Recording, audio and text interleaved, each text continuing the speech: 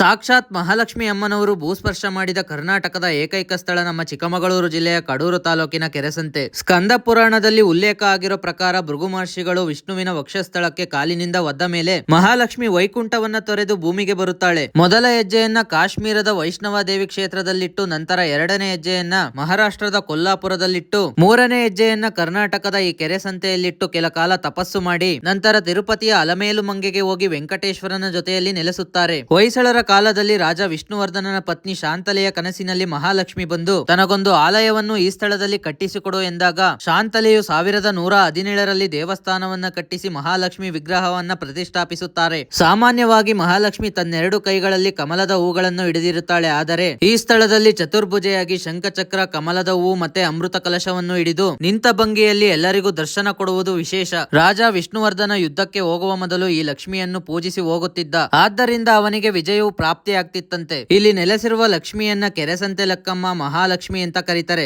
ನಿಮ್ಮ ಬಿಡುವಿನ ಸಮಯದಲ್ಲಿ ಈ ದೇವಸ್ಥಾನಕ್ಕೊಮ್ಮೆ ಭೇಟಿ ನೀಡಿ. ಮತ್ತೆ ಈ ಸ್ಥಳಕ್ಕೆ ಹೋಗಿರೋರೆಲ್ಲ ಮಿಸ್ ಮಾಡದೆ ಕಮೆಂಟ್ ಮಾಡಿ. ಹಾಗೆ ಇದೇ ತರ ಕಂಟೆಂಟ್ ಗಳಿಗಾಗಿ ನನ್ನ ಪೇಜ್ ನ ಫಾಲೋ ಮಾಡೋದ್ ಮಾತ್ರ ಮರಿಬೇಡಿ.